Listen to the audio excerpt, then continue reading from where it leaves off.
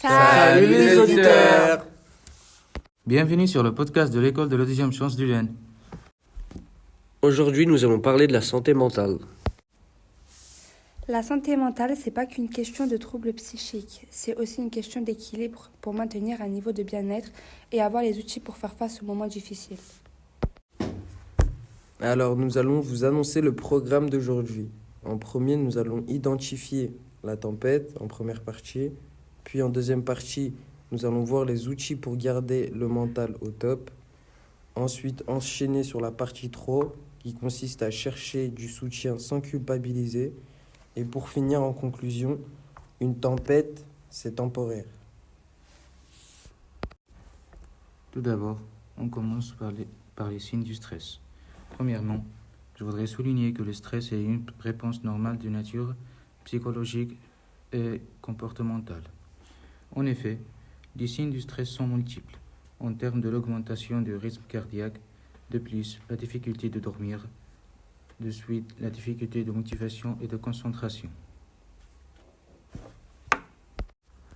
Alors, je vais vous parler des causes fréquentes chez les jeunes. Exemple, la pression scolaire ou professionnelle, ou dans certaines relations, les incertitudes aussi sur l'avenir qui pèsent sur la plupart des jeunes. Normaliser le fait de ressentir ces pressions et rappeler que chacun le vit différemment, c'est aussi faire un pas déjà envers nos émotions. Parce que la première chose qu'il faut faire quand on n'est pas bien, c'est déjà de localiser le problème, d'où il vient et qu'est-ce qu'on ressent quand on a ces soucis-là. Je vais vous montrer l'importance des routines pour gérer le stress par le biais du sport, la méditation ou par une simple balade, et l'impact de petites victoires quotidiennes pour se sentir mieux. Le travail peut être une sorte de routine qui permet de décompresser et de pouvoir se vider l'esprit. Penser à autre chose, être concentré dans son travail peut aider à gérer son stress. Mais par exemple, il y a d'autres personnes qui peuvent, par le biais des routines, se sentir déprimées.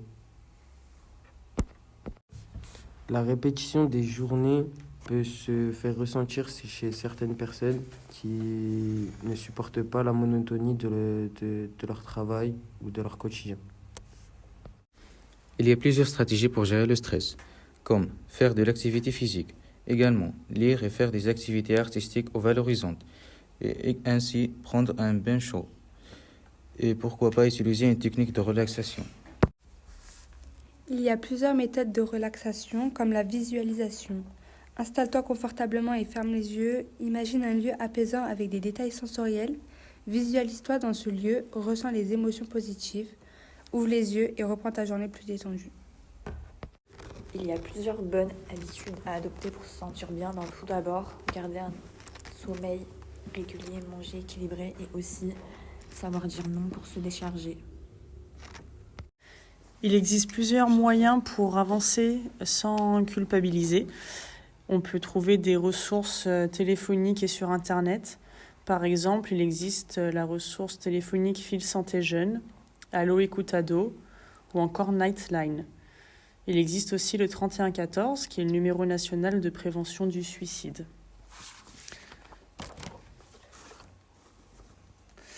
Il existe aussi des ressources numériques en ce qui concerne les addictions.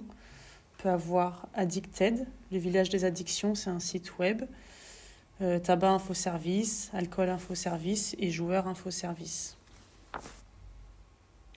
Enfin, un site web qui est fiable en santé mentale s'appelle Psycom.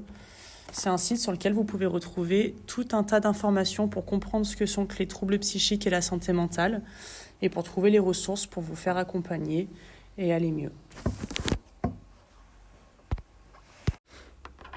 Alors, je veux vous parler de l'importance qui est de partager ses ressentis, ses sentiments envers des proches ou parfois des professionnels.